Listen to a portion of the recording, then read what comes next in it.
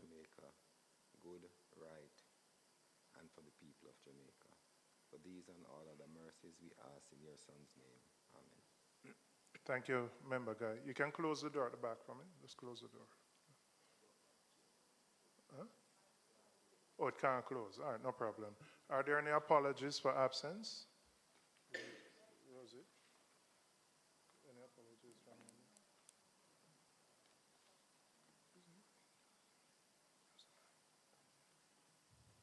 Good morning. I'd like to indicate that the Auditor General is unable to attend, unfortunately, but I'm here to represent her. Thank you. Well, since you're on the floor, could I just ask you to introduce yourself and the team? And let me welcome the members from the Ministry of Finance, the FSC, and the TAJ. And I'll ask you to introduce your teams as well. Go ahead. Good morning, members. Good morning to the Financial Secretary and her team, and to the team from the Tax Administration Department. The members of the team with me are Trevon Prince to my left. To his left is Mr. Michael Walters, and to his left is Mr. Andre White. Behind us we have Mrs. Shanake Hall Campbell. Thank you. Thank you. Madam FS, could I let me welcome you and just invite you to introduce the members of the team who are here with you. Good morning. So I have members from the Tax Administration Jamaica, Public Procurement. One second, is the mic activated? Let's check if it's generally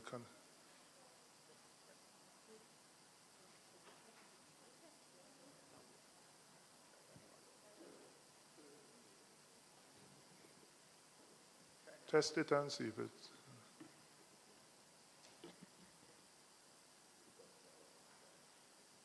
No sound?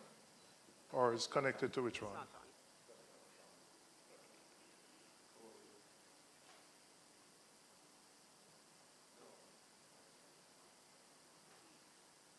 Test it, FS, and see if just do a test. Yeah? Morning? No? No. Just 1 second. They could just sort this out. Is Merrick is here?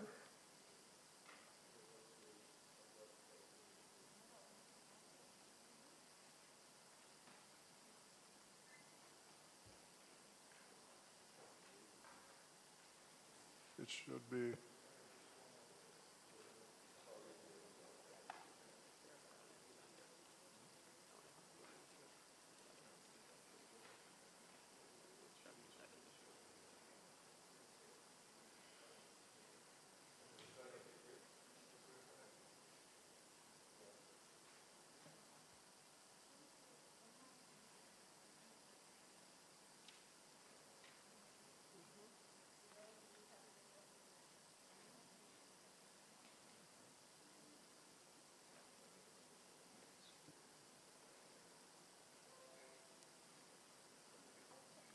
All right, bear with us for a couple of minutes while we get the mic sorted out.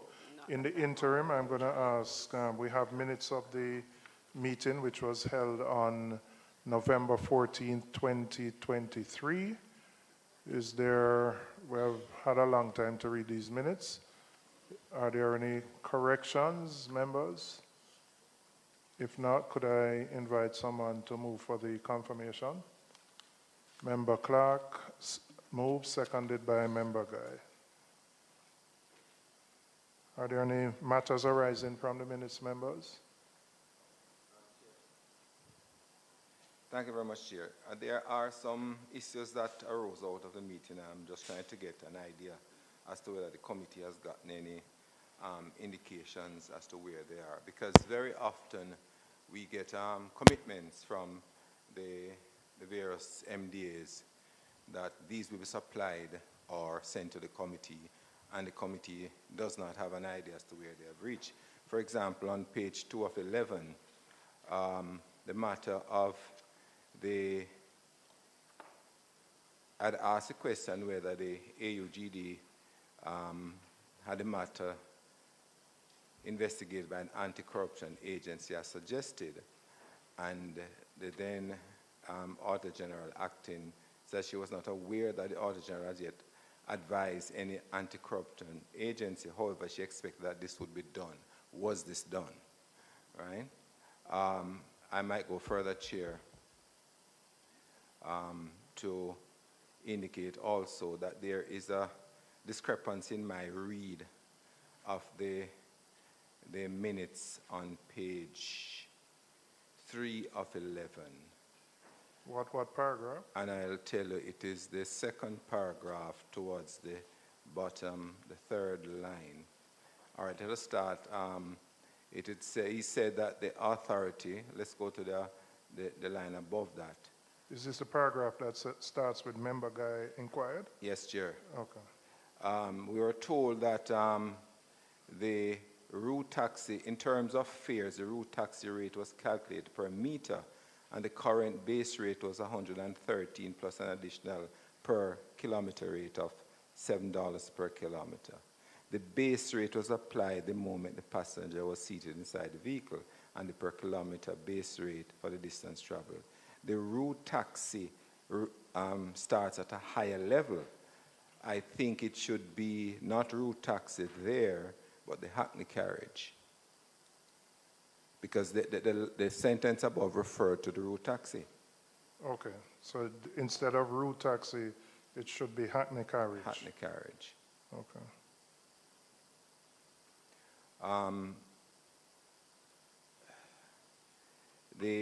The other one, Chair, was let us move to 4 of 11, where the managing... Which paragraph you on? I'm on the third paragraph, with just a single line, single sentence. In terms of the current status, Mr. Smith said the authority was waiting the advice of the Attorney General. Have we gotten any update on whether that has been received in light of the fact that these minutes were from as late as October last year? The committee clerk just said to me we're supposed to get a response from the Transport Authority this week on some of the questions which were raised.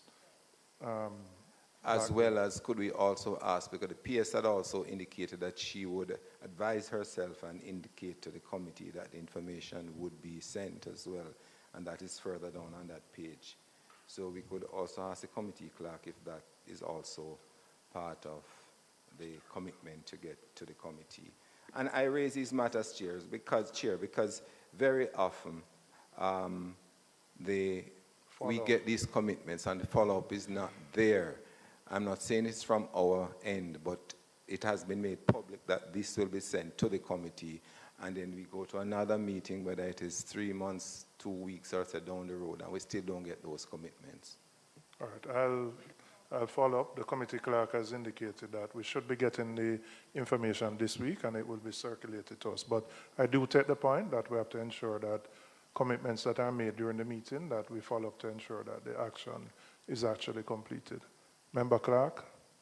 Thank you, Mr. Chairman. Good morning, all.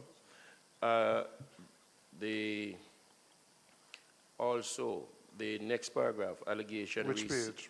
Same 2 page of 4? 10. 2 of 10. Oh, 2, page 2. 2 of 10. Yeah. The last paragraph. Under severance and gratuity? No, allegation resales of hackney carriage license. Oh, okay. I just want to find out if the reference that you're making about we getting information, follow-up information, does this also include this matter? As Mr. Chairman, it is, since it has gotten here, it means that it was out in John Public's domain. And so you want to clarify, you want to give a clear clarity to what is happening, and so would expect that some follow-up investigation. So on the specific thing you want to know is whether, I had asked whether they had engaged the JCF MOCA or any, so you want to answer. What's the result thus far? All right, I'll ask our committee clerk to ensure that is included in the questions, the follow-up questions. and the chairman asks whether an internal review has been done to determine whether anyone within the organization participated in something of this nature. So you also want a follow-up on that, yes. Want a wholesome. All right. The committee clerk has taken note. Anything else, Member Clerk?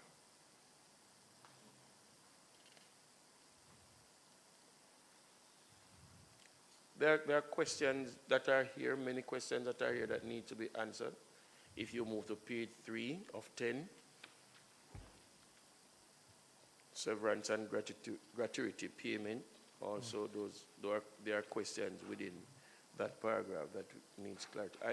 I suspect and I hope that the response that is going to come from TA will answer all of those. All these. Well, I think what we may have to do, after the meeting with the committee clerk, I'll probably just go through the minutes to ensure that all the outstanding matters which were raised during the meeting are included in the questions that we sent to them for follow-up. Madam FS, you want to check your mic to see whether you're on now? I believe it is. No? No.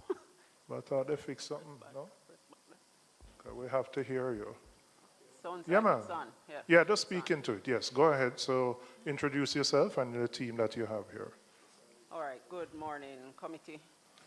So with me this morning from the Tax Administration Jamaica is Mr. Ainsley Powell, Commissioner General, Mrs. Judith Smith-Richards, Deputy Commissioner General, and Mr. Peter Quinn, Chief Financial Officer. From the Public Procurement Commission, Mrs. Nadia Morris, Executive Director Acting. From the Accountant General's Department, Mrs. Anya Jones, Accountant General, Ms. Angela Williams, Director Finance, Mr. Dervan Taylor, Senior Director IT, Mr. Desmond Cottrell, Senior Director Treasury System. One second, FS. Could I ask, in light of the fact that there are not enough name tags here, that Oh, just to identify, just to, by raise of hand. sometimes it's good, we hear the names, but we don't necessarily know the faces. So we know some of the faces, but not all. It would be good if we could we know her as Miss Morrison, but All right, we so don't you know want me the to others. start Yes, again? Yes, please. All right, so from the Tax Administration Jamaica, we have Mr. Ainsley Powell, Commissioner General, Mrs. Judith Smith-Richards, Deputy Commissioner General, Corporate Services, Mr. Peter Quinn, Chief Financial Officer. From the Public Procurement Commission, Mrs. Nadia Morris, Executive Director, Acting. From the Accountant General's Department, Mrs. Anya Jones, Accountant General, Ms. Angela Williams, Director Finance, Mr. Dervan Taylor, Senior Director IT, Mr. Desmond Cottrell, Senior Director Treasury Systems. From the Financial Services Commission, Lieutenant Colonel Keron Burrell, Mr. Michael, Executive Director, Mr. Michael Marshall, Technical Advisor, Mrs. Joan Walker Stewart, Senior Director of Corporate Services, Finance, Investment, and Procurement, Ms. Alicia Lynch, Senior Director of Human Resources and Facilities Management, Mr. Robert Hamilton, Senior Director of Internal Audit and Risk Management, Ms. Nordian Brown, Director of Procurement, Mr. Mikhail Williams, Senior Legal Officer, and Mrs. Nasoma Kamak Graham, Senior Legal Officer. From the Planning Institute of Jamaica, representing Mr. Dr. Wayne Henry, we have Mr. Kirk Phillips, Deputy Director General, Ms. Claire Bernard, Deputy Director General, Sustainable Development, Mr. Melvin Smith, Program Director, Foundations for Competitiveness and Growth Project. Hope I haven't missed. I was about to say the entire Hero Circle team is here. The entire. Anyway, we appreciate it. Oh, and sorry, my apologies. From the Ministry of Finance and the Public Service. Yes. I have Where is Miss Blake? Mr. Michael Parker. Oh, you're representing Miss Blake today. Okay. Okay. Thank you. We know your time is valuable, and so we will operate efficiently. As we normally do, I'll invite the Auditor General's Department to just give a brief summary or opening remarks. And Madam FS, you can respond if you want, or we can go straight to the specific issues. Yes, Madam Lulin. Good morning again, everyone. I may have been remiss in that I did not introduce myself, but I'm Gay Lulim, and I'm Chief Economist and Deputy Auditor General. Okay. We would have conducted an audit of TAJ's leasing arrangements between June and October. That was the date we actually went into the field to ascertain if there were breaches in the TAJ's policies and procedures based on allegations that TAJ leased a commercial building that was bought by a sitting member of Parliament and that the building was yet to be occupied by TAJ, although approximately 8 months' rent had been paid and renovation and retrofitting works were yet to commence. During the audit, we found no evidence that suggested that the decision to lease the commercial building was externally influenced. However, during the process, we also noted that since 2020, lease payments were also made for property in Mandeville, Manchester, although taxpayer services were yet to be offered at the premises. The key audit findings for the TAJ report, as well as the responses, are highlighted in the prompt, which I assume were distributed for your review. Thank you. Thank you, Mrs. Lulim. Madam FS, if the floor is open to you, or Mr. Powell to give your remarks. Sure. So just generally, there were various reasons for the delay between the leasing of the properties and the I'm going to ask you to just speak a little more directly into the mic, please. Right. So there are various reasons for the delay in the leasing, between the leasing of the property and the operationalization of services. The standard reasons needing to procure and get the building into the state that we need it to operate buildings that we need for the particular services of the tax authorities.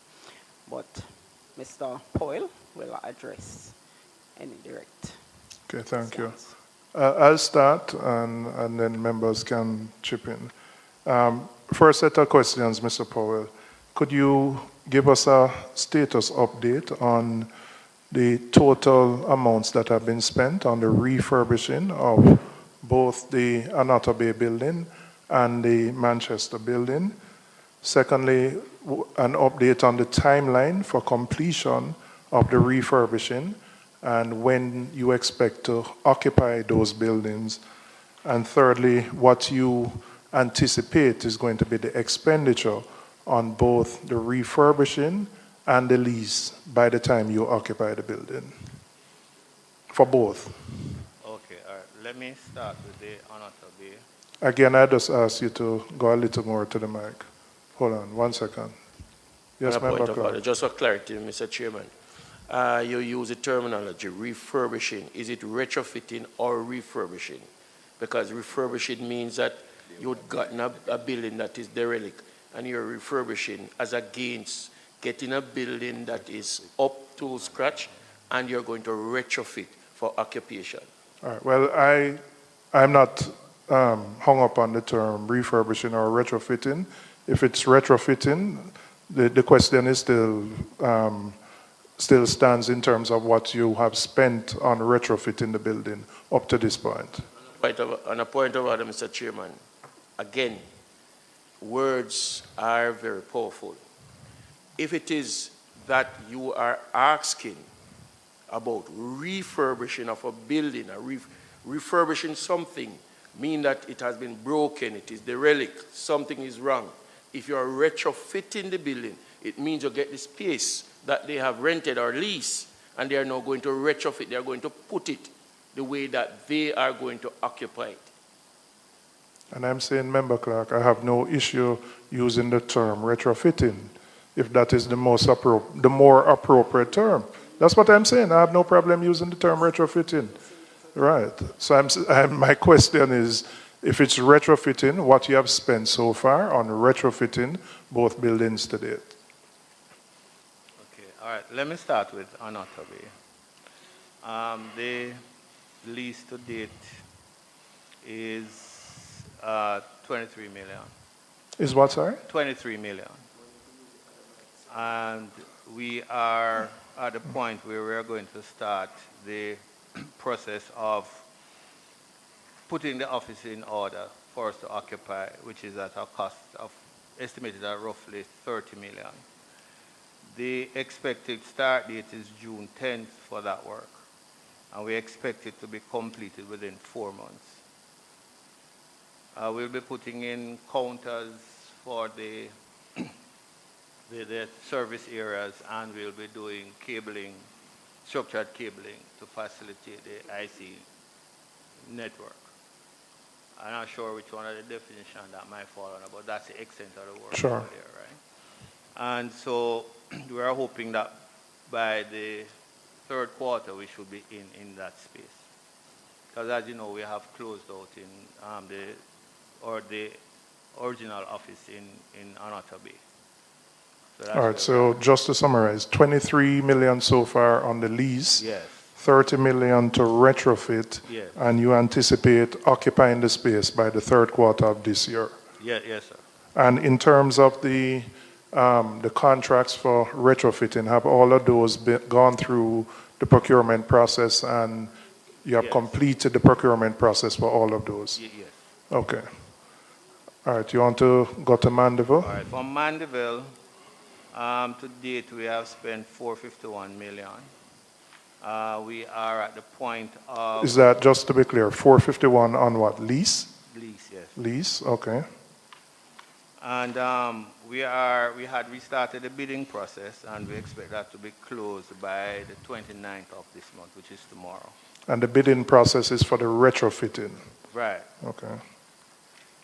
29th of May. Of May, so yes. tomorrow? Yes. Okay. A fair amount of work on that contract was done by the landlord, and they had put in elevators, bathrooms, flooring, etc. But finishing the works is going to be our main responsibility. And what is the anticipated cost for the retrofitting of the space?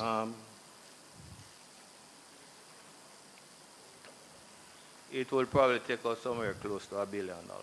To what? $1 billion, yeah. 1 billion to retrofit? Yes. Wow. And when do you anticipate having the space ready for occupancy? We're looking at September 2025. That's the best estimate we have right now. Has there been... This is subject to approval and so on. I mean, just hearing what you have said, 451 on the lease, close to 1 billion retrofitting. Has there been a cost-benefit analysis done to determine whether it would have been better for the government to build its own building or to use an alternative, given the cost? Because we're talking about close to 1.5 billion for both lease and retrofitting by the time you occupy. When we started out, we had actually pursued the acquisition of property, which we were not able to find suitable property within the confines of Mandeville. We were seeing things on the outskirts, but we were conscious of the fact that for some taxpayers, it would mean, 2 transport to get to anything outside of the town. We didn't find anything suitable. We also looked at other properties, and in Mandeville we did not. Well, 2 of the constraints that affected us would have been parking. And we weren't finding the square footage or the acreage that would allow us, if we were to build out, to have the kind of parking that we need for our services. And that was how we ended up in this arrangement. Okay. So September 2025 is, and in terms of the procurement process for the retrofitting. Can you update us as to where we are with the various, 'cause I know there are a number of moving parts, Yes. where we are with those? We are now, we're going to be closing off the bidding process, and the evaluation will be done, and the necessary recommendations will be made based on the selection of the person who would be successful with that bid. But I'm assuming it's multiple different contractors, or is Yes. it one stand?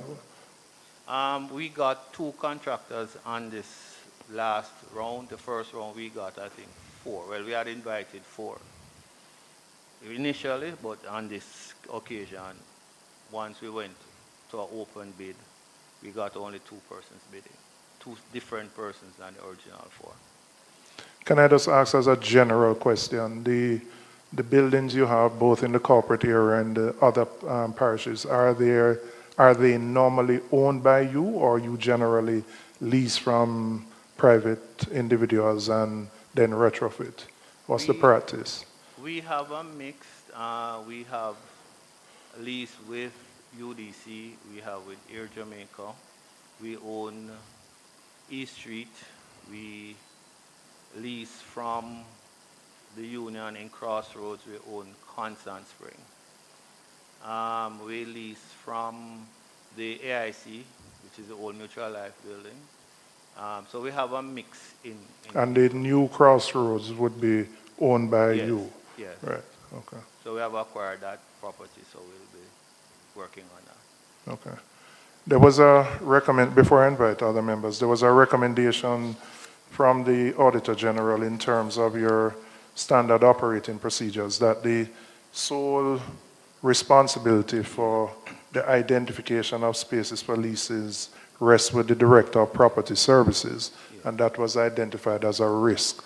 Have you taken steps to mitigate that risk in terms of the amendment of your processes? Yes, we had taken on that recommendation because we felt that if we didn't have sufficient evidence to demonstrate that it was made at the executive level, then it meant that there's a weakness in the process. So what is And we the took new that process on. now? We have amended the SOP, and we have improved on the documentation. If that were to arise again, that we'll have a better audit trail.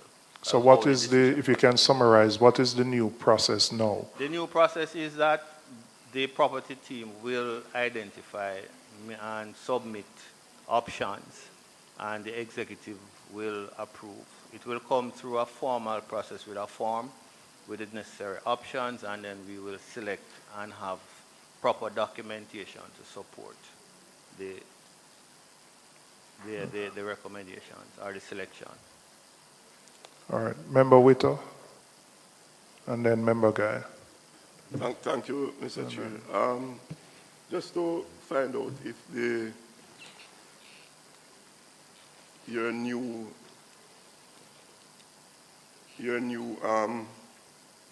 strategy is in keeping with the recommendation from the Yes, yes, it is. Yes, from the Auditor General. yes.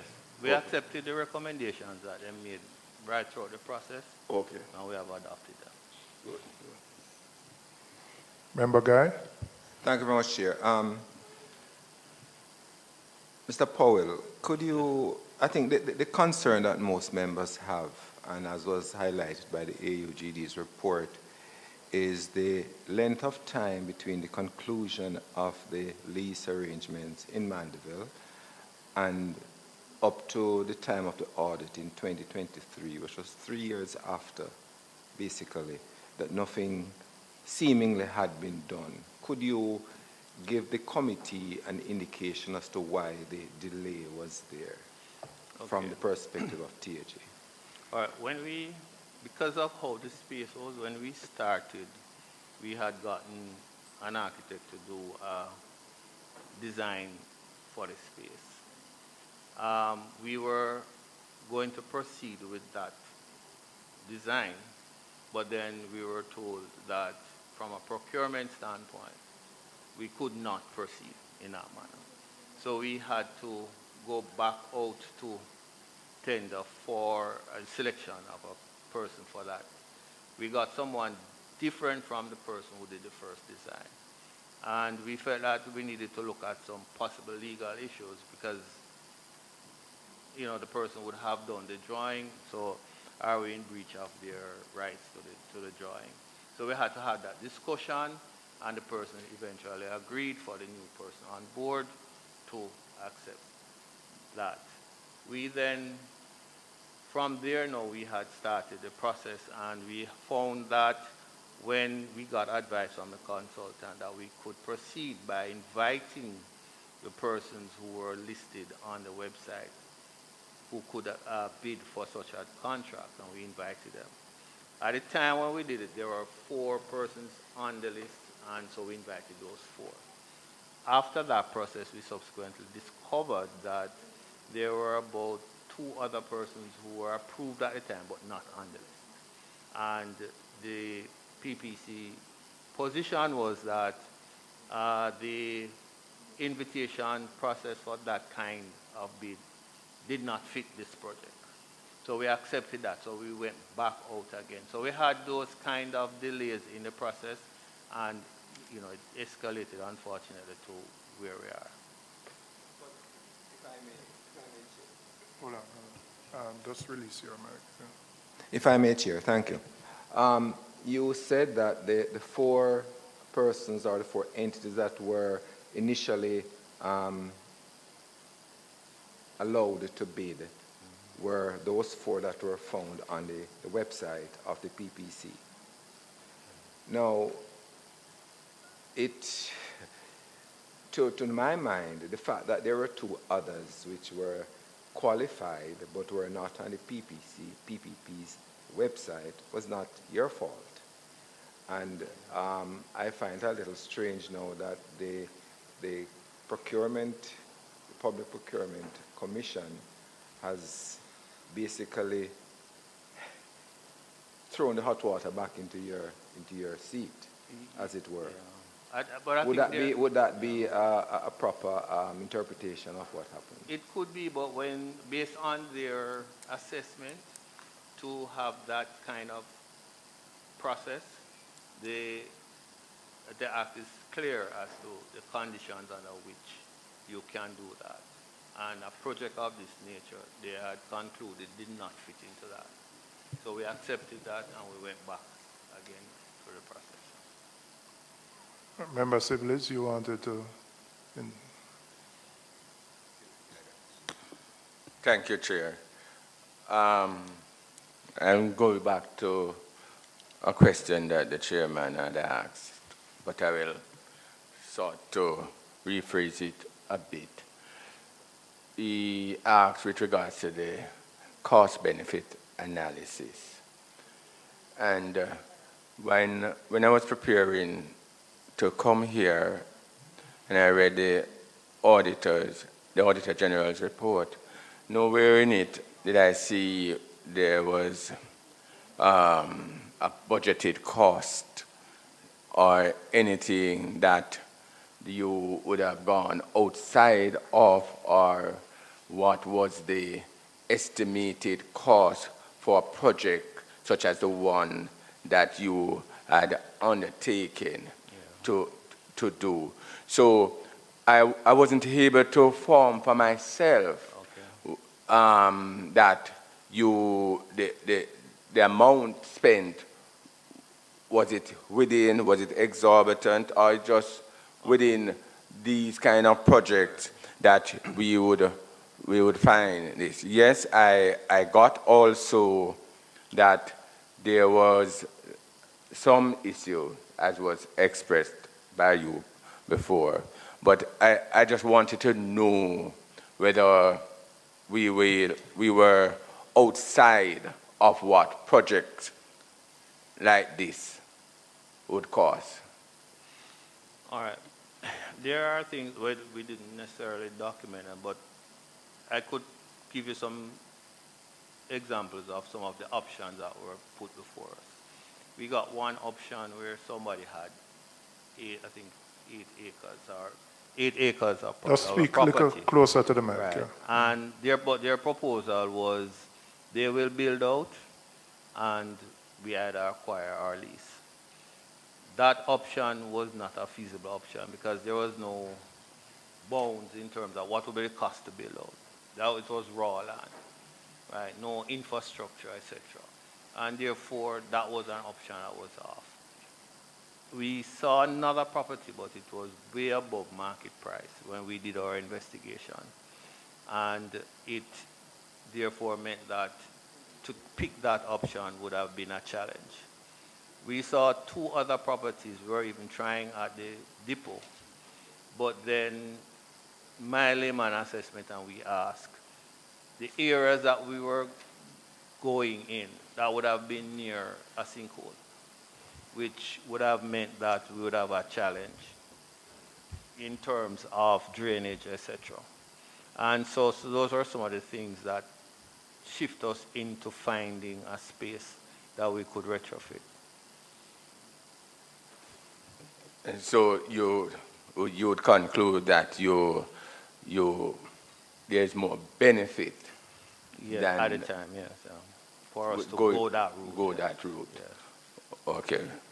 Because it's very important for the public to understand that there were other options that you have explained just now, and those options were quite costly, more than the option that you have chosen to pursue. So that's very important. I want to go to, there was the other finding that I want some clarity on, and that is which permission with regards to land acquisition. Yes. And I have seen where you mentioned that because of the classification of your organization, the National Land Agency said that you had the authority to pursue. But I think I got from the Auditor General's point of view that you didn't go through that point. And the fact that it is still within the Auditor General's report, I'm wondering what is. And I'm thinking, Chair, that is this the opinion of the National Land Agency that was the written opinion, and was it also a written opinion received from the Attorney General's chambers? Because we are having the Auditor General saying you should pursue a particular route, but the legal opinion is saying otherwise. So, Chair, where do we go to guide the public as to whether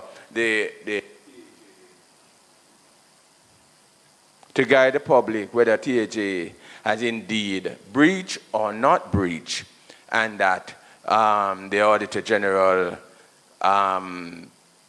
had not had the benefit of such an opinion and would like to revisit their point. Was an opinion provided by the Attorney General? No, we did not. Or you didn't seek one? No, okay. We didn't. But we got it from in-house? Via email from the NLAs. Okay. Lawyers, yeah. And in terms of, well, maybe I'll invite you, Ms. Lulim. You would you had sight of that? If I may, Chair, we would have noted that the process for the Mandeville one involved NLA, and it would have indicated that that's the appropriate process. For Anotto Bay, it was indicated that it was due to the timing in terms of acquisition that the decision was made to go ahead. But since then, during the audit, we would have received an email from the NLA indicating that it may have been a misinterpretation of instructions from the NLA that would have suggested that there was no need to go through the NLA. And what they were saying is that the response which was provided, taken alone, might have given that information, but it was not intended for them to deviate from the procedure. So I am not sure, you know,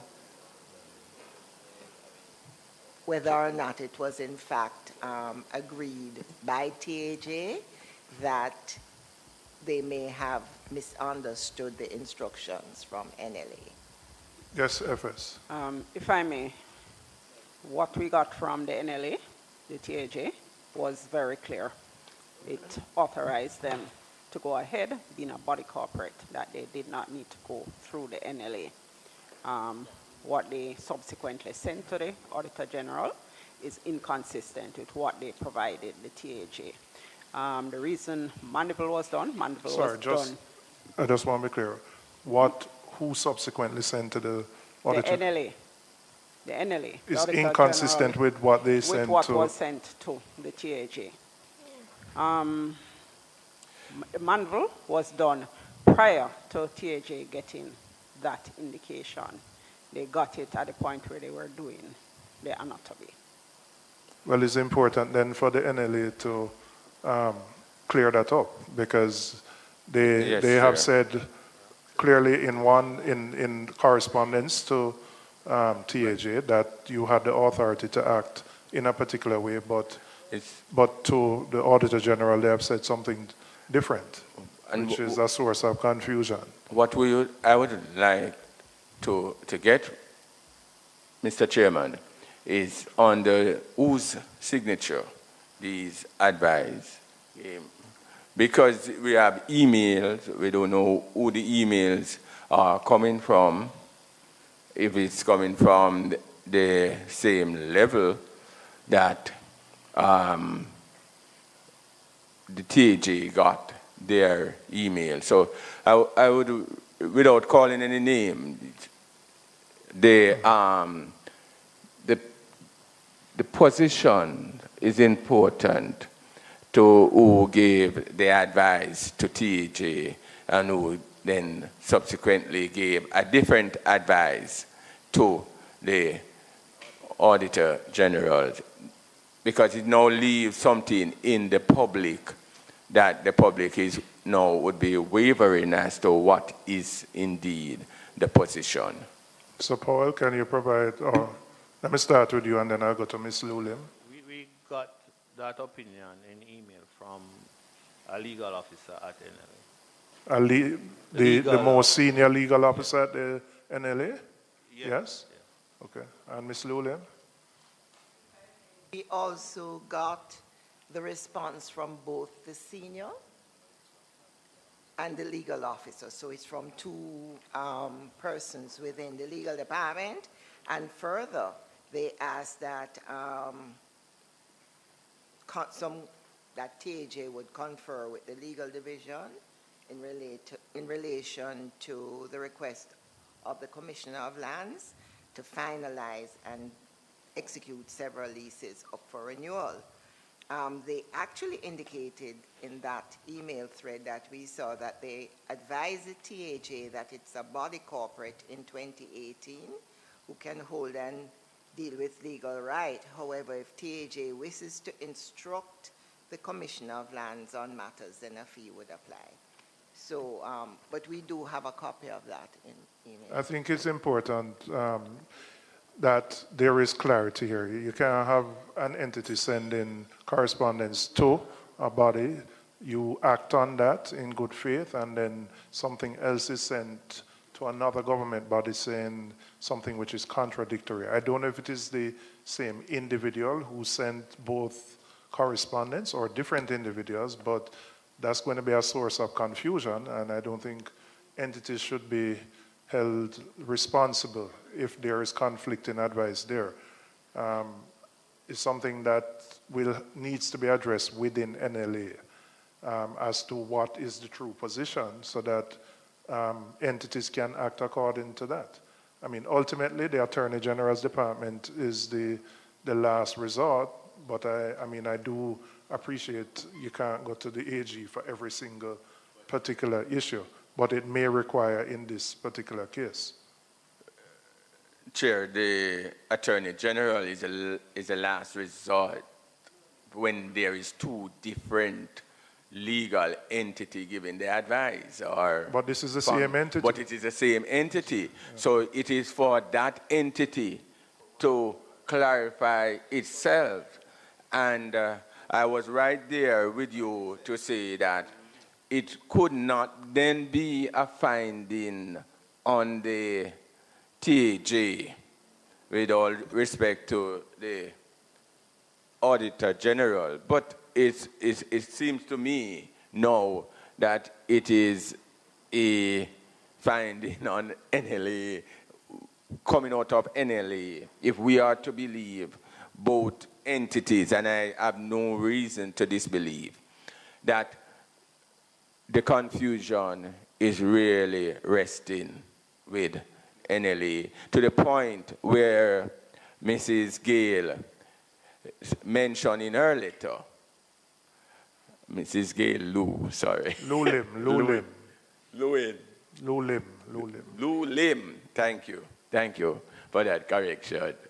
Right, that in her correspondence that she got from the NLA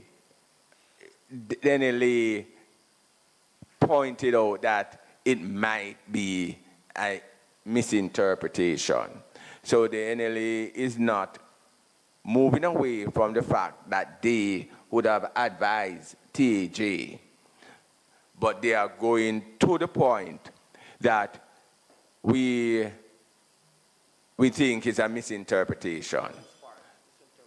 And we have the PS that is saying it is quite clear from their perspective what the advice is. So it is not a finding on TJ, I respectfully put,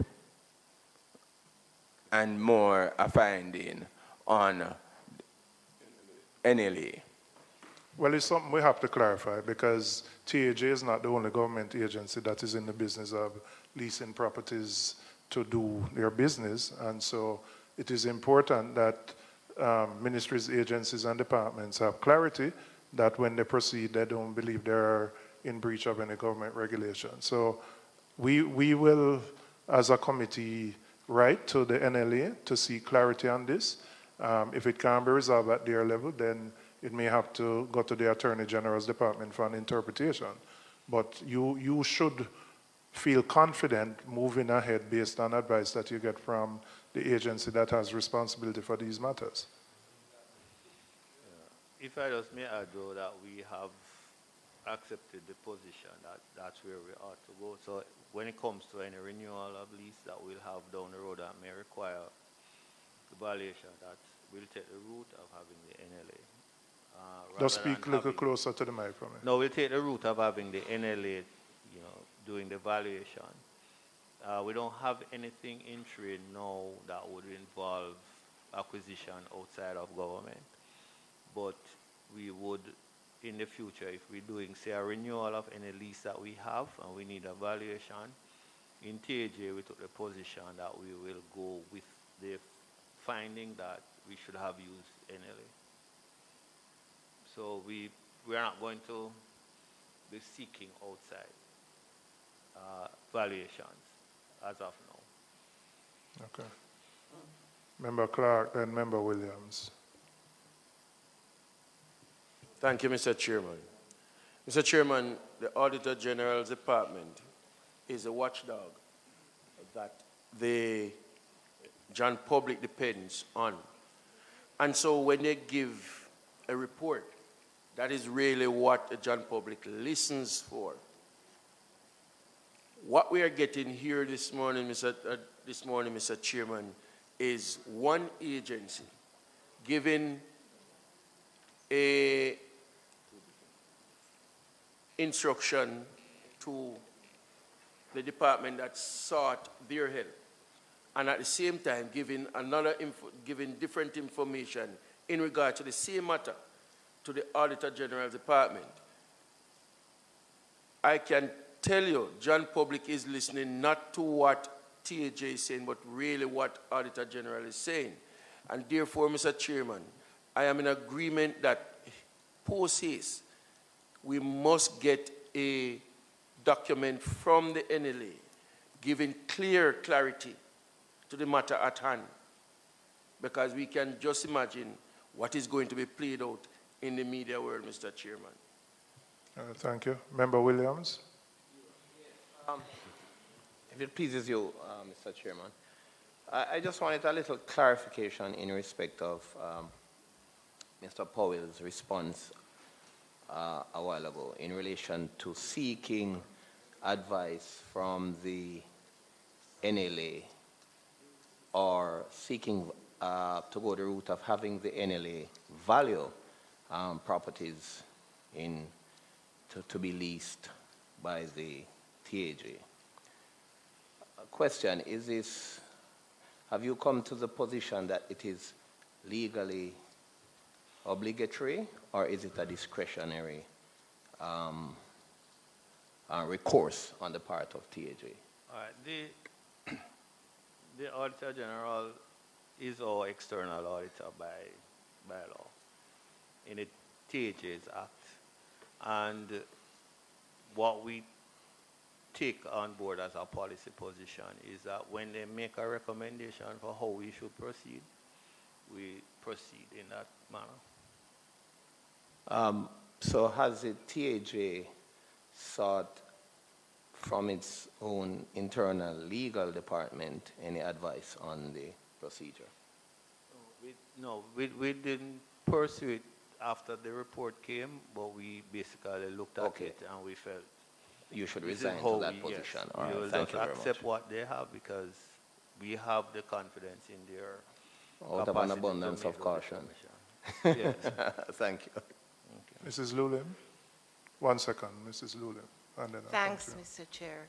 Just for maybe clarification, we would have seen from TAJ's records that they would have gone ahead with a process excluding the NLA because of the urgent situation. It was on that basis, as well as having seen from their records as well, that they adhered to a process which involved NLA when they were dealing with the lease for Mandeville.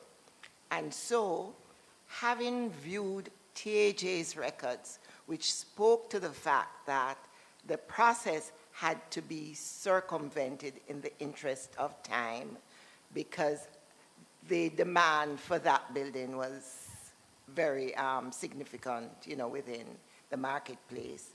Then we asked NLA just for a clarification on what the process is in terms of getting their advice. It has nothing to do with us checking NLA in the first instance. The NLA was checked as a follow-up. So I do agree that there is need for some clarification, to ensure that in the interest of best practice, as well as for good management of the process, that the issue be clarified. Thank you.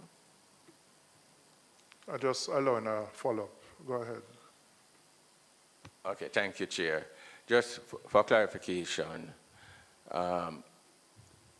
the TAJ, they had done valuation from an independent source. However, it's very important that that is out in the public, that the issue is that what they never pursue is the valuation done by the National Land Agency, but they obtain valuation from independent source.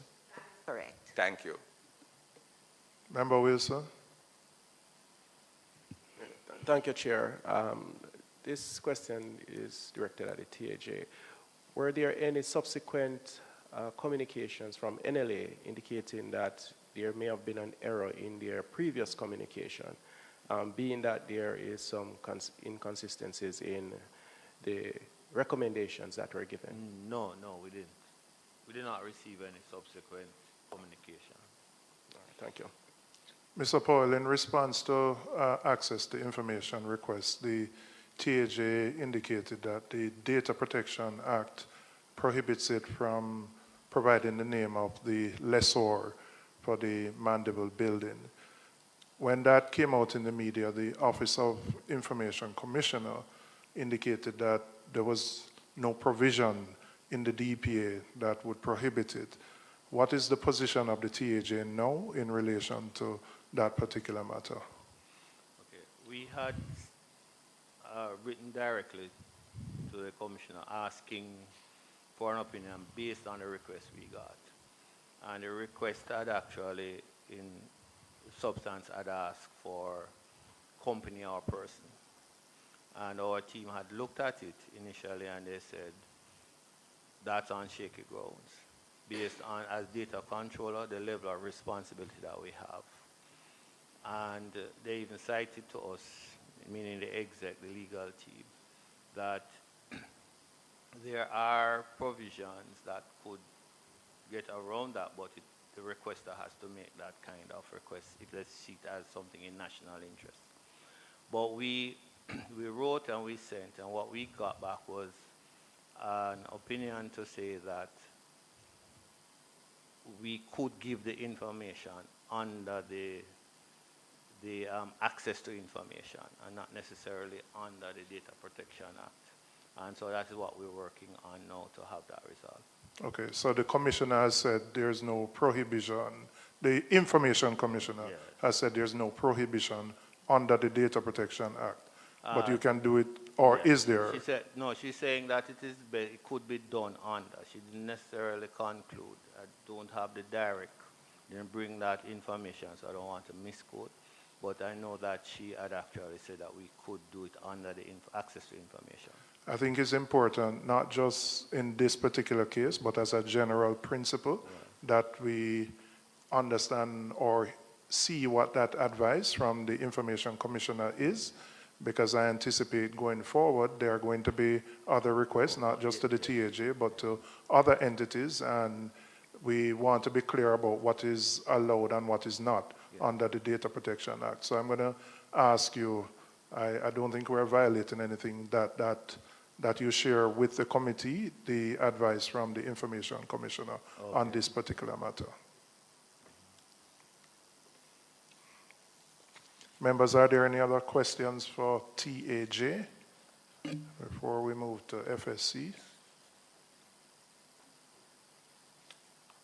All right, let me thank you, Mr. Powell, and your team, and we're just going to do a little musical chairs, and we just ask the FSC team to come up for me.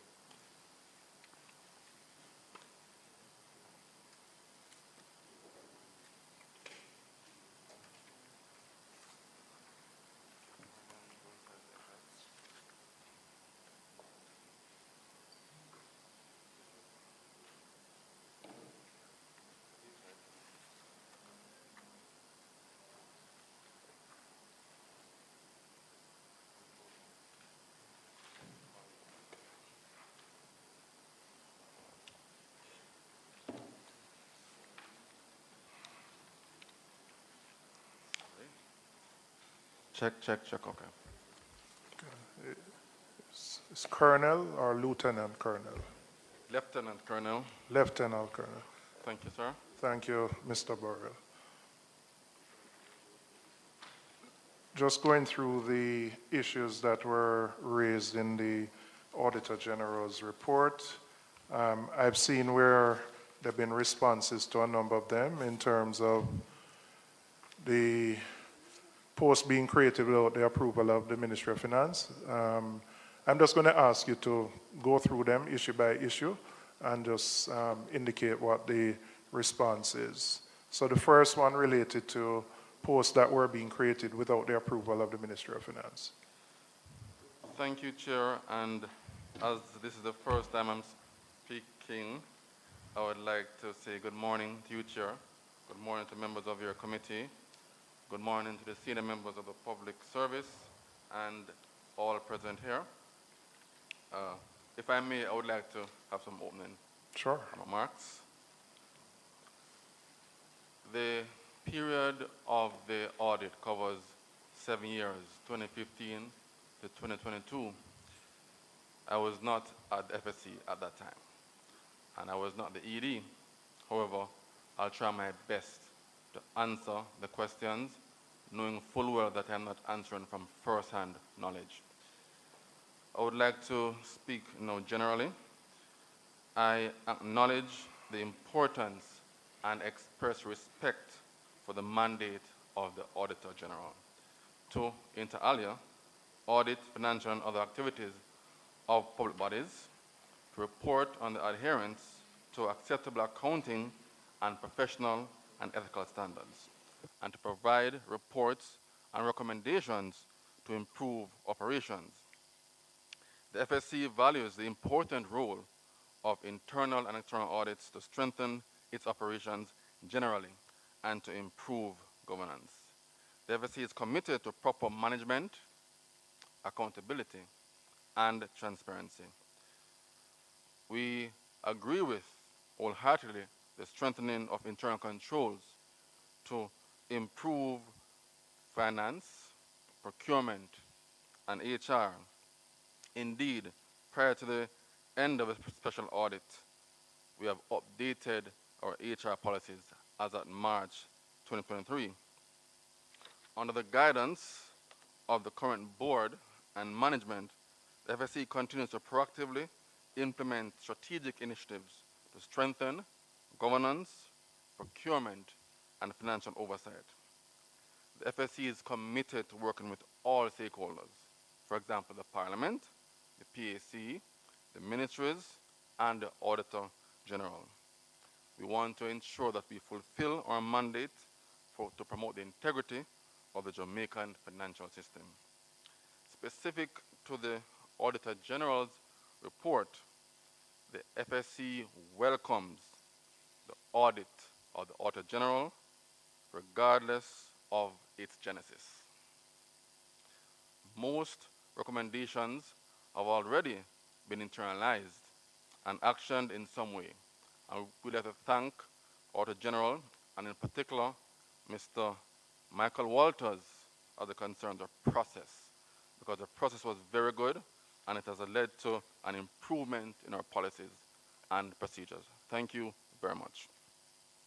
The Commission, under the guidance of its board, continues to actively pursue the resolution of several issues in the audit, and we'd like to indicate that this audit has been one that has been fruitful to, I think, both sides. There are important points, however, where we might have differences of opinion.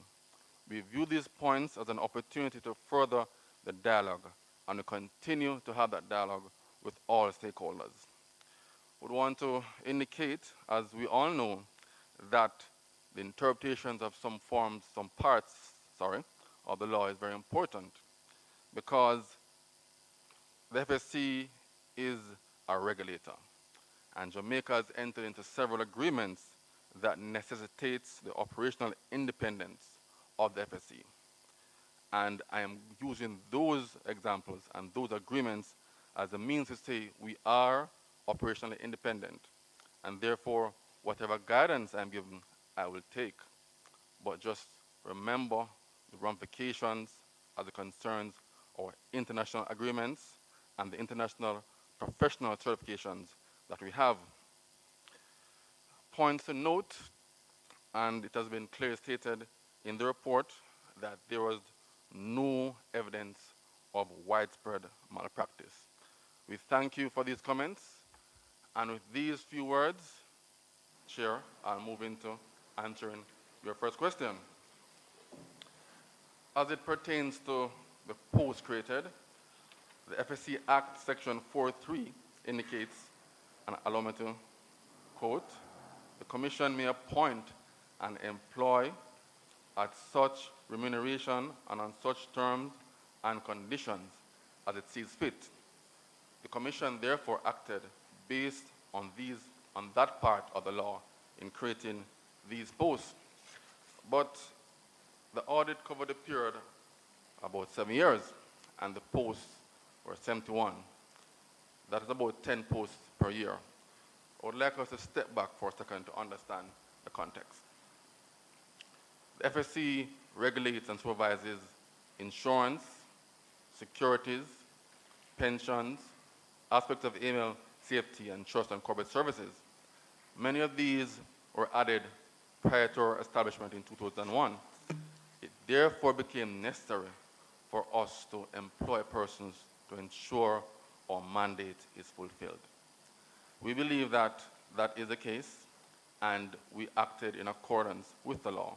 However, again, for transparency's sake, we're open to take any guidance, and we wrote to the ministry and the minister as it concerns these points. We await further feedback, particularly from the AG, the Attorney General in this case, and we will accept and respect whatever guidance we get in this regard. Thank you very much. All right. You're very expansive. You don't have to be as expansive in your answers. There's a reason I'm asking you to respond. I have the responses, but for the benefit of the public, I think, given that the allegations or the issues were raised in the public domain, I think it's important that they hear the response. So in terms of the second one, the vacancies without being advertised, you have taken steps to amend your HR policies and procedures? Right. I'll try to summarize it, but yes. The answer is yes, and we have taken on several other recommendations from the AGs in this regard. All right. The allegation of excessive expenditure, I note that based on the Auditor General's findings, that the expenditures were all considered to be legitimate and within the realm of the work that the FSC is required to do. I do have a question, and this may be more for the FS than for you. In relation to public officers who are no longer within the public service, have we had scenarios where we are able to recover sums from them that may be considered overpayments once they leave the public service, as a general rule? Right, so to the best of my knowledge, we have been able to recover, not all the time, but we have been able to recover from persons once they have left. All right, I see member guide and member Sibley's on this point. Yeah. Thank you very much, Chair. Just clarification I'm needing on issue number 3. The legal advice was received from the FSC's General Counsel, who recommends that the FSC not seek to recover the deferred sum from the former ED, as it is not cost effective to do so in accordance with section 963.2 of the FAA Act. What specifically was it in reference to, the $1,000 or the 4.7 million in statutory obligations? Thank you, sir. By my understanding, the $4.7 million. And can you just explain for us who are not au fait with the particular section as to what informed the decision of the General Legal Counsel, their General Legal Counsel advisor of such? Thank you again. So this point was debated, or an opinion gotten from the Legal Services Department, and I think there are 3 main points. One point is, if you're looking at that section 9.6.3.2 of the FAA instructions, it speaks to chances of success, cost of success, and then there's a third point that legal services included, which was the exposure. Now, if you look at what happened was that the ED's contract ended in March 2016. She continued to work until June 2017 without a contract. When legal services looked at the cases, or equivalent cases, we found that that meant the chances of success would be low, because having not given the individual a contract, and the contract is normal 3 years, then the possibility of us recovering the 4.7 would be low. Secondly, the cost of success. It would have been costly for us to divert resources and monies to that effort. Thirdly, the exposure. Looking at the remainder of the contract, it's over $24 million, excluding inflation, interest rate, and paying her lawyers, right? So when we looked at the costs, it's over 24 million. The benefit is below 4. Legal advise that, ED, do not proceed. I think it would be important to document Explain, that exactly. because, to the public seeing you have made a decision not to pursue it. Clearly, there are very valid reasons, but I think those reasons should have been included in your written response so that it would be pellucidly clear to everybody why you haven't pursued this. Thank you, Chair, and we'll provide that through the Ministry of Finance to you. Thank you, Chair, and I also endorse what the Chairman said with regards to those reasons, because we clearly understood them, and it's cost effective. But I want to move, Chairman, to 3.1, and I want to ask the FSC question with regards to these matters, but I want some clarification from the AG's department with regards to the finding. Roman numeral 1 under 3 regarding allegation of excessive expenditure. The first line reads, among the allegations levied against the FSC was a frequent overseas trip by senior official disguised as official FSC business. To the end of that paragraph, is it that the Auditor General is saying this is not so, that the trips that the FSC took were business related? Thank you. As far as we could see from the documentation, those would have been. The allegation was suggesting that it might not have been, and we are indicating that we saw no, in our last sentence, I think you would see Read on the report. it. Accordingly, we saw no instance where the travel was not related to the respective officers' work at the FSC, and further, email correspondence corroborated that the travels related to the official business of the FSC. Thank you. You see, I heard my friend mumbling behind me, and I can understand why, and I agree with the mumbling behind me, but it's very important to see, Madam Acting Auditor General, that these information reach out to the public, because the allegations are pervasive out there.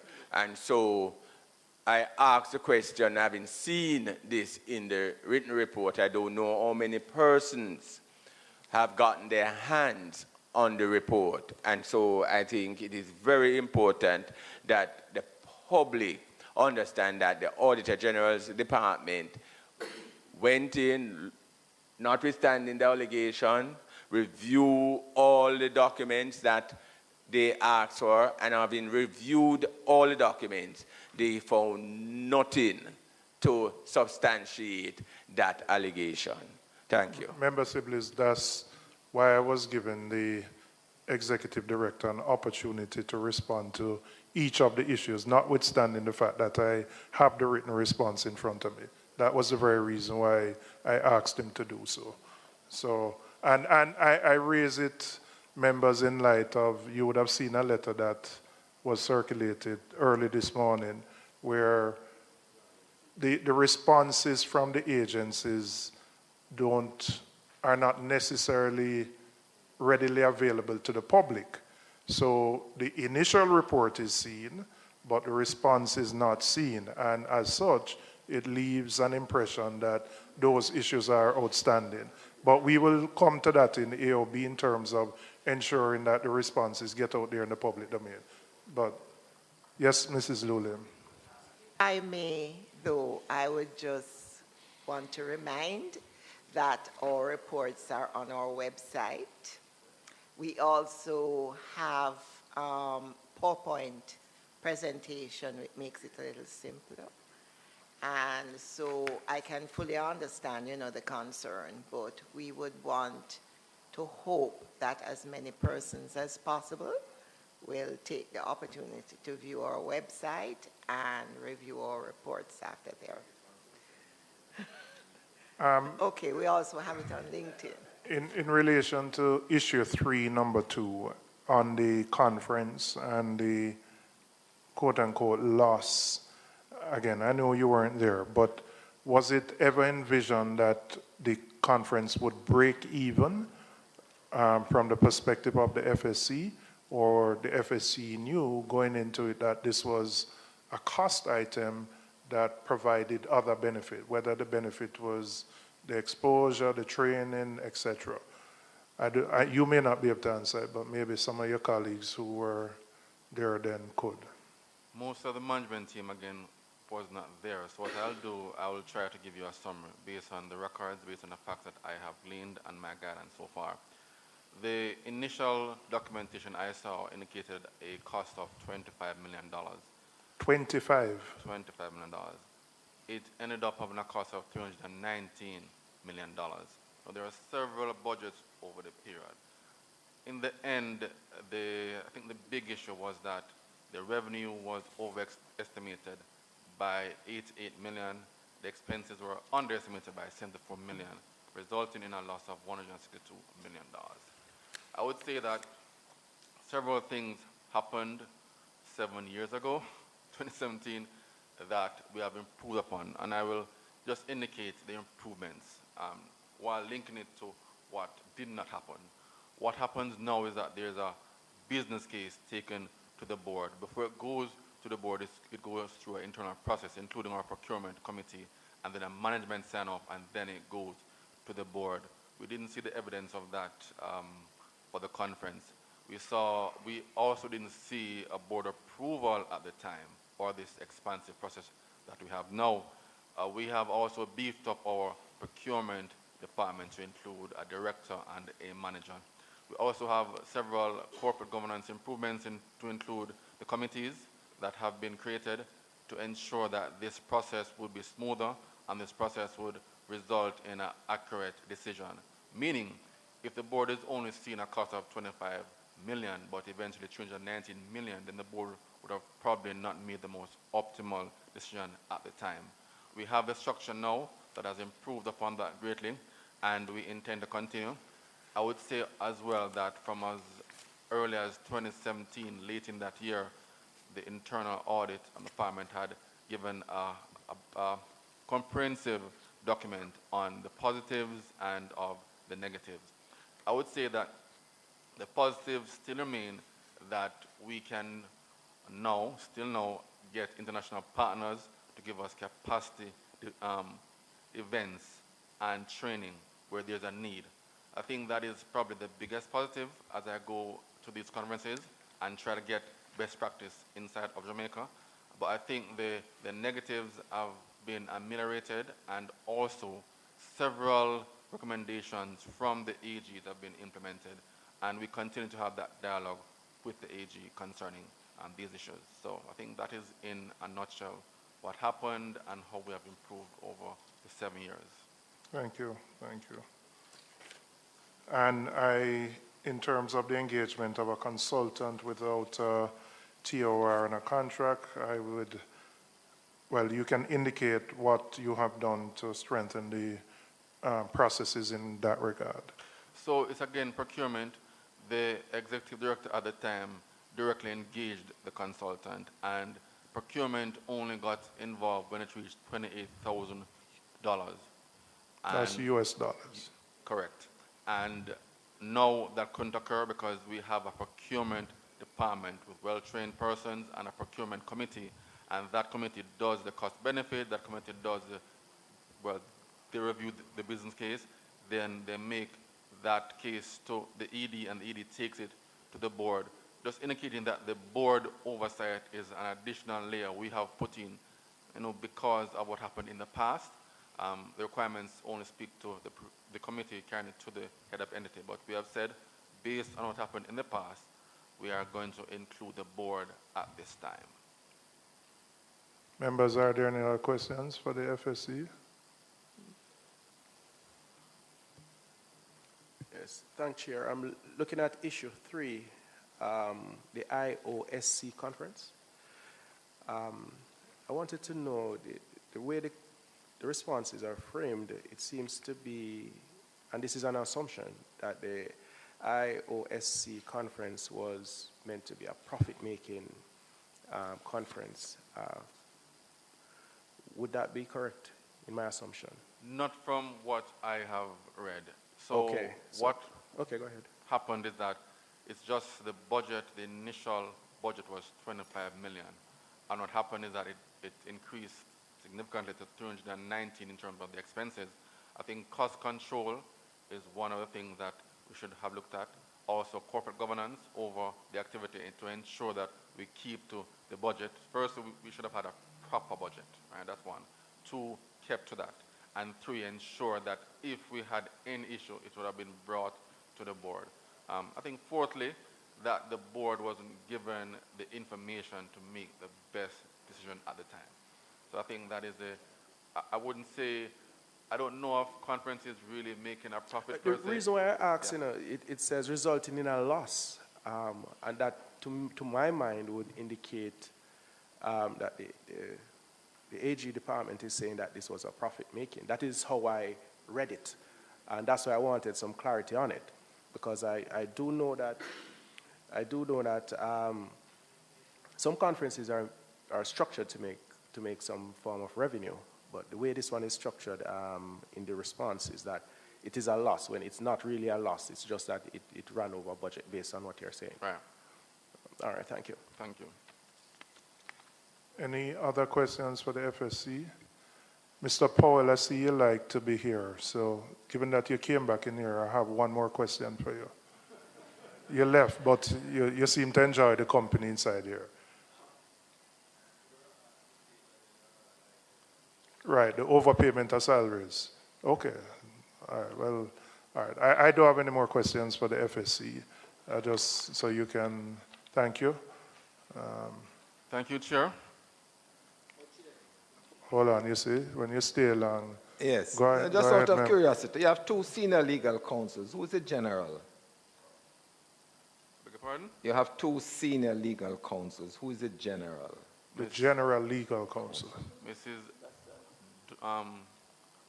But that person is not here. Okay.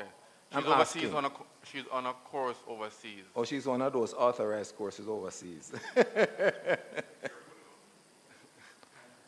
All right, thank you, FSC. Mr. Paul, you can come back just for this one question. For FSC or?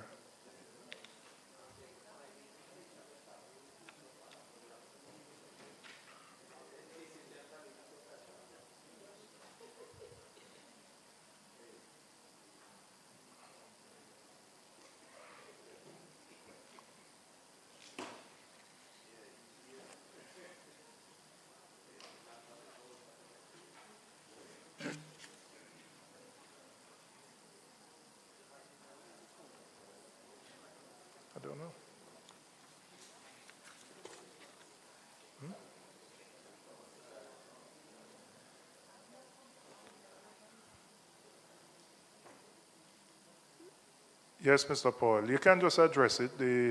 Or I don't know. You want to just take down the name tag. I know you're not Lieutenant Colonel Burrell. Yeah, the issue relates to overpayment of salaries. I see from the documentation you have recovered most of it, probably 90% of it. A little bit outstanding.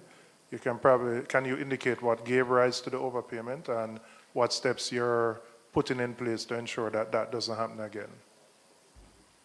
All right, Mr. Kerry Peterkin will respond to that, Chair. Okay.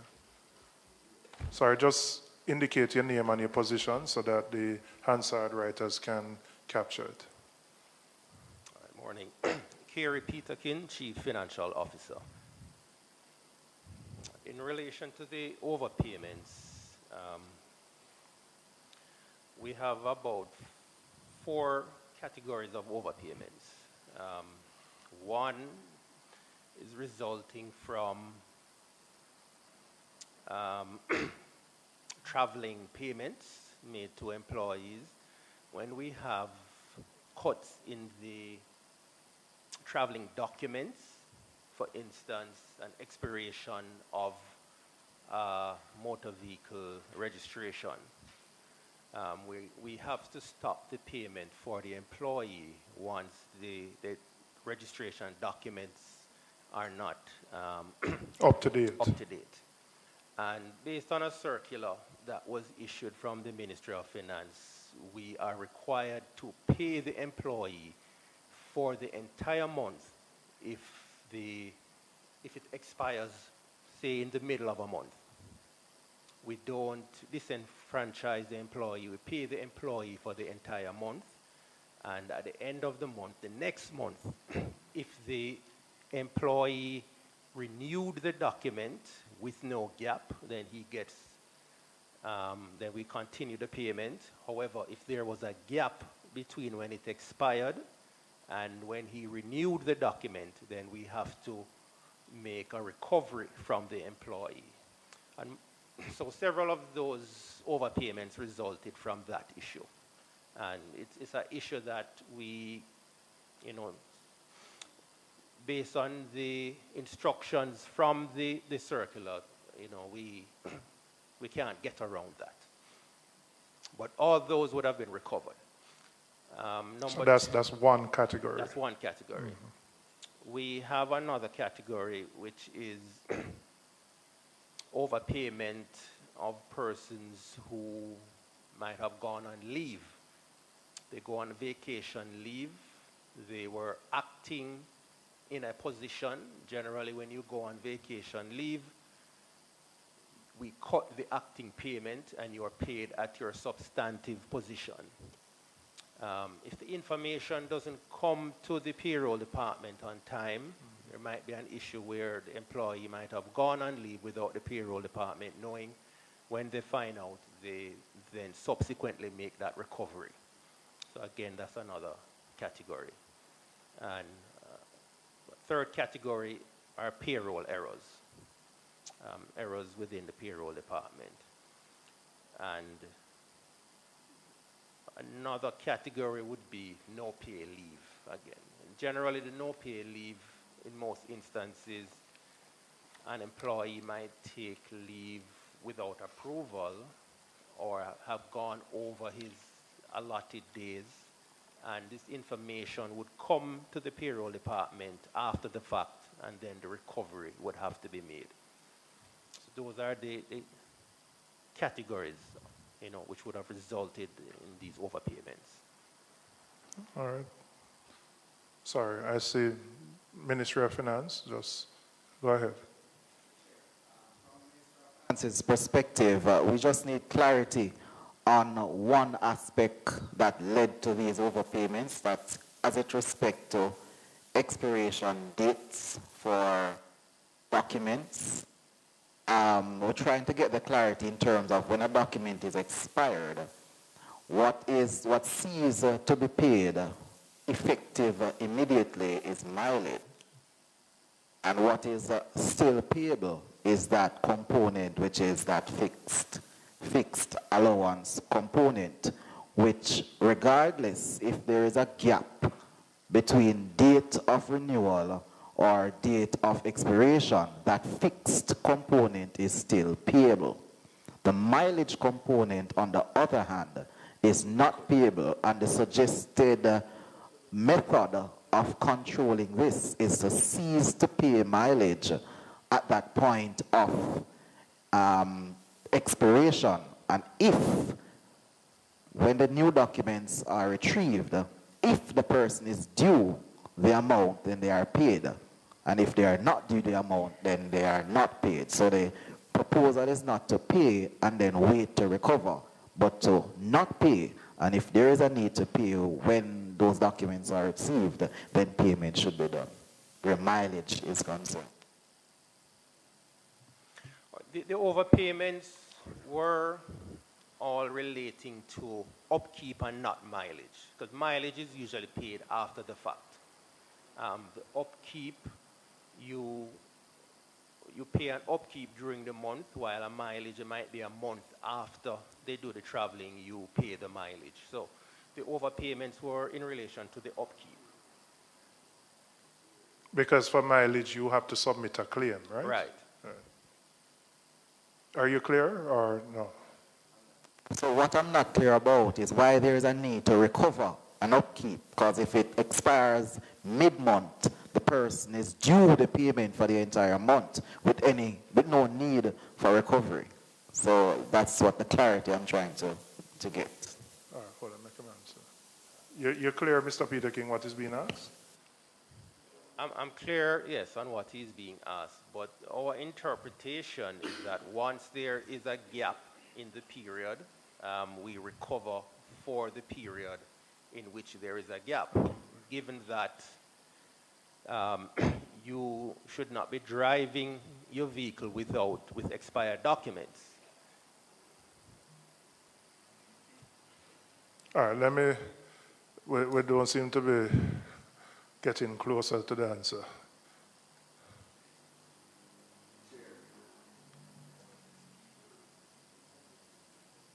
All right, go ahead, Member Sibley's. Thank you, Chair.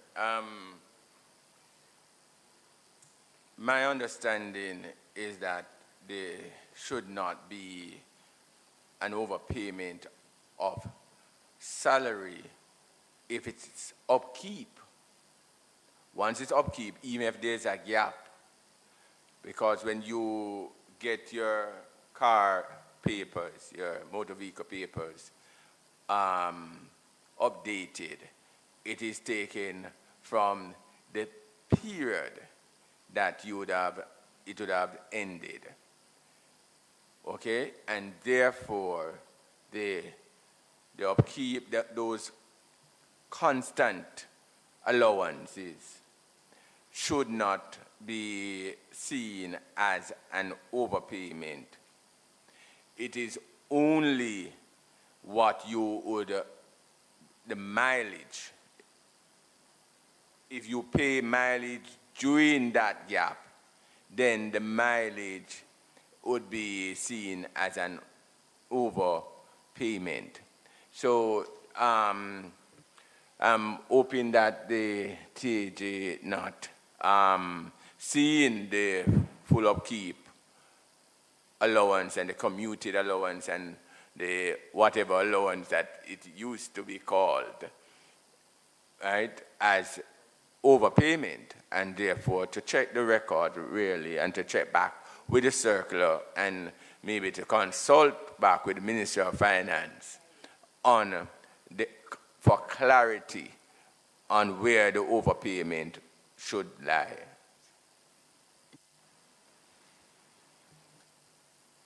I might just read the section of the circular which is, I think, is being interpreted. Where any of the documents at 5.1511 become invalid during the month, traveling officers shall be paid the full allowance for that month, but must submit the relevant valid documents to HRMD for the full allowance to be paid for the following month. However, the accounts branch shall not pay to the officer any claims related to traveling, example, toll, mileages, etc. All right, I think there's need for dialogue between yourselves and the Ministry of Finance just to ensure that we are being consistent with the government guidelines in that regard. But I think you have given clear answers as to the categories of overpayment, and based on what is here, I think you're at 98% of recovery. And given that these are employees, it's easier to recover because you're paying them on a monthly basis, and so you can recover.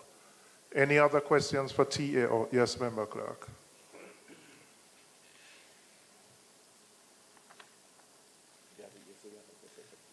It's not a question, Mr. Chairman.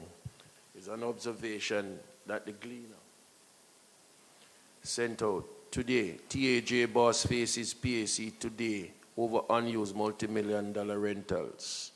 And it says that Mr.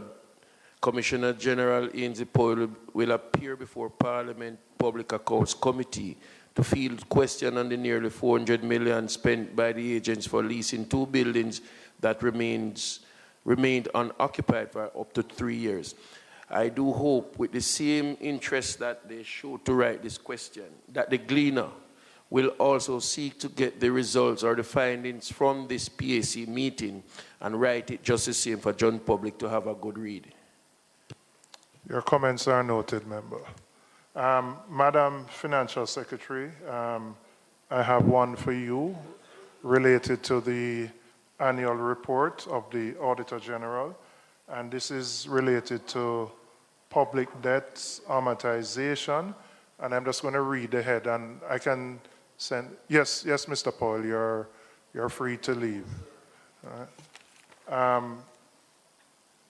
This is 3.2.66, and I'm just reading verbatim.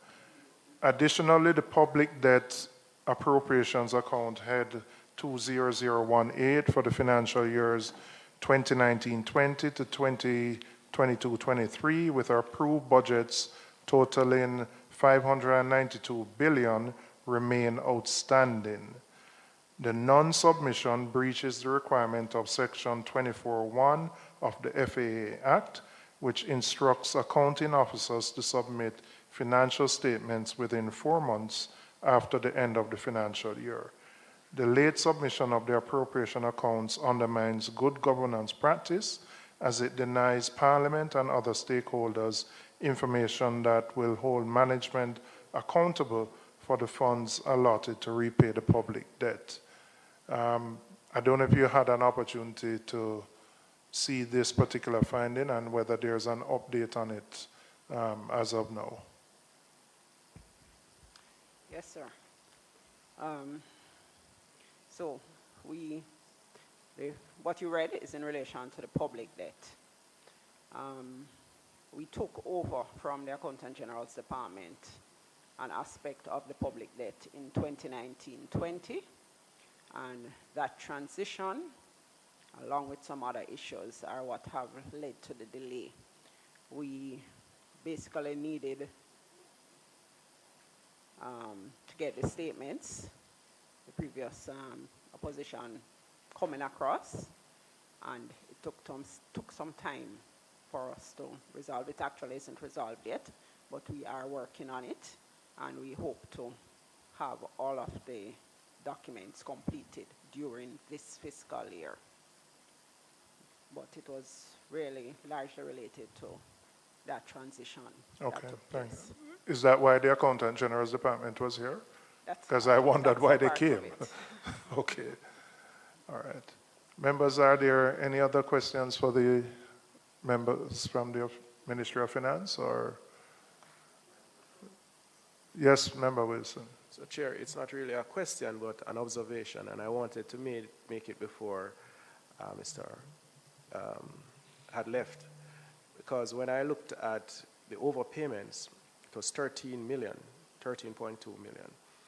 and they have a balance outstanding of 110,000, which would have meant that they have recovered 99.9%. And I think that is something that's applaudable. I wanted to put that on record. And based on my calculation, it's 0.8% that's outstanding, 110,000. So I think the ministry did a fantastic job in recovery based on the report that I'm seeing here. Thank you. I didn't use my calculator. I said 90-odd%, but I recognize it was significant in terms of what had been recovered. Any questions for the officials? No? Well, let me thank you for being here and continue to do your work on behalf of a grateful nation. You can leave. There's just an AOB that I want us to discuss as internally.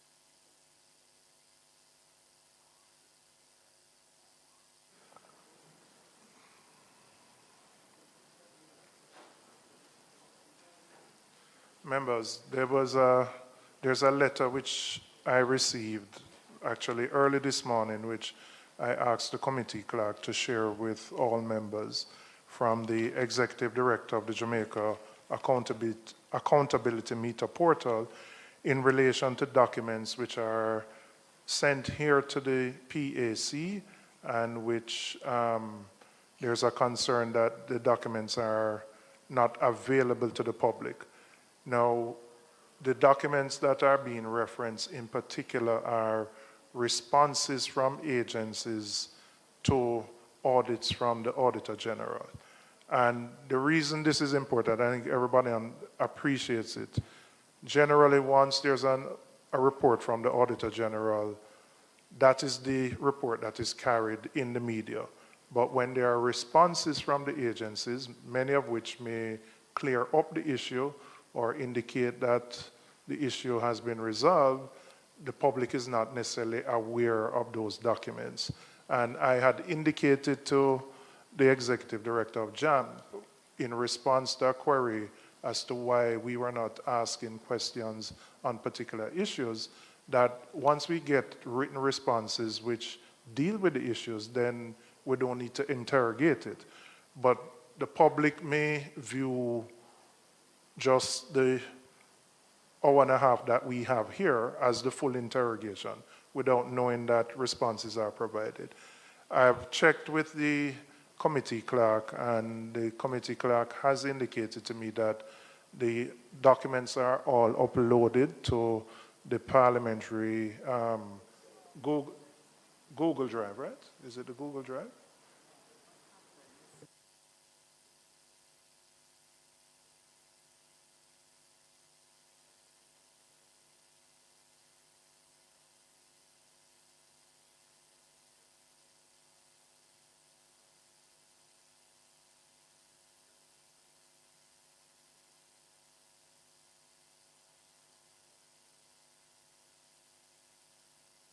Well, I'm being told that there's a list of stakeholders, including the media and a number of civil society groups, that a link from PAC meetings are sent to them, which would include these responses.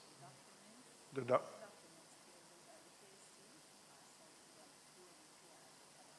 the responses.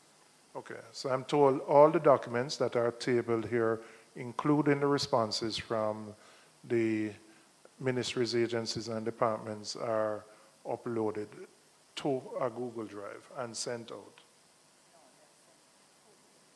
Or they're sent to the PR department, and who then disseminates it to, yeah, I will indicate that to the Executive Director, because it is in everybody's interest for there to be full transparency with all the documents which come to us, because it's not fair to ministries, agencies, and departments for impressions to be left in the public domain when they have satisfactorily responded to issues that have been raised. So based on what the committee clerk has said, those documents are sent to the PR department and then they are sent out to the media, and there are other people on that list, which would include civil society representatives like JAMP. If there's a gap, I will ensure that that gap is covered.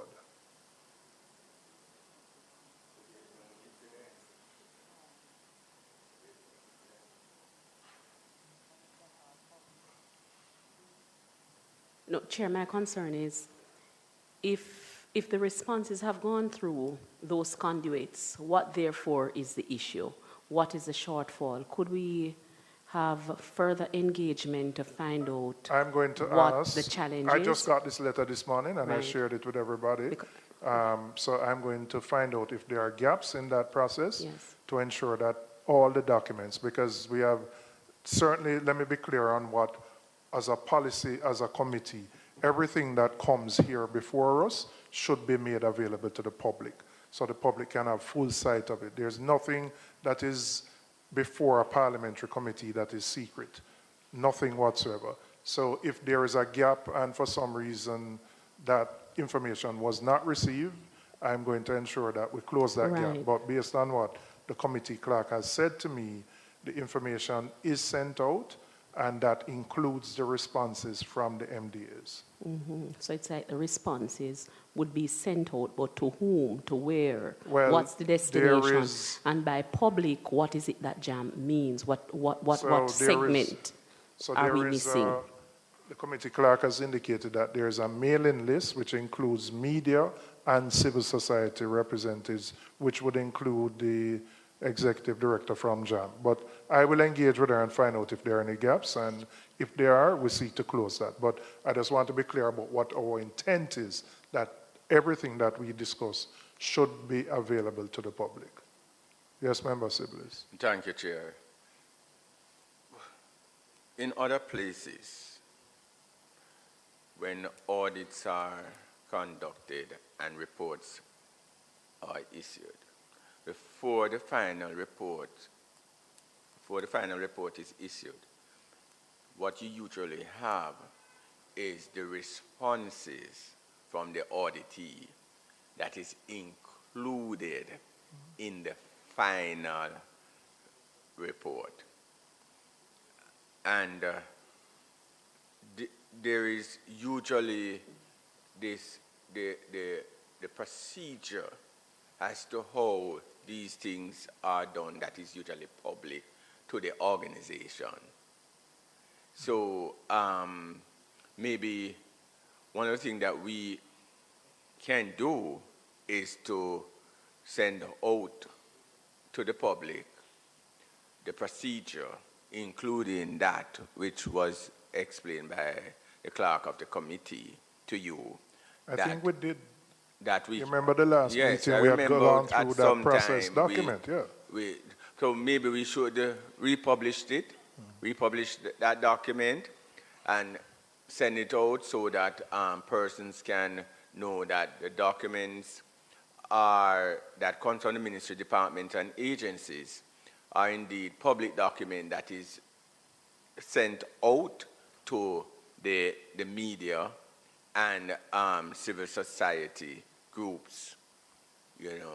Let me just say, I think it's important for the public, I think members may appreciate this.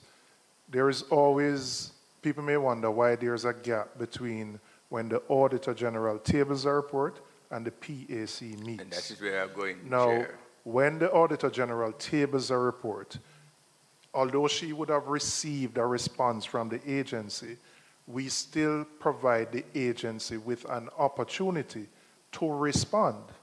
And once that response is provided to the Auditor General, she then gives her comments on that response.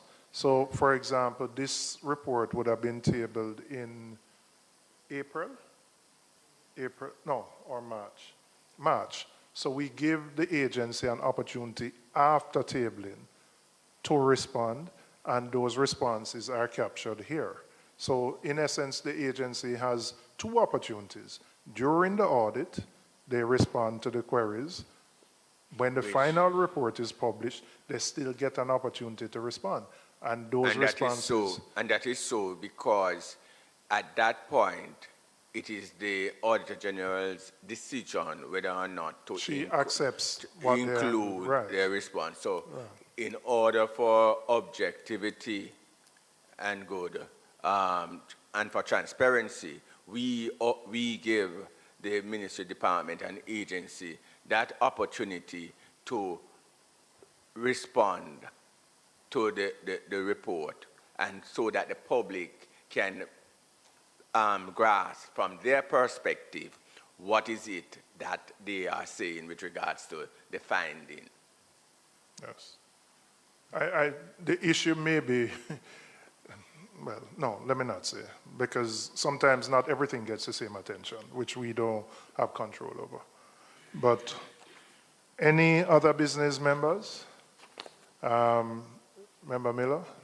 Sir Chair, I looked carefully at the last minutes that is in front of us, and to the best of my knowledge, I know I was present for this meeting, but I've been stated as absent. You sure? I'm positive. All right, well, I'll ask the committee clerk to just double check that, and you were physically present, not online. Okay, all right, we'll correct that. All right, we don't have a date for the next meeting. Based on where we're at, we would have dealt with the reports that have been tabled so far. Until we have a further report tabled, we will then fix a date for our next meeting. Can I have a motion for the adjournment? Member Sibley's and seconded by Member Wilson. Thank you, members.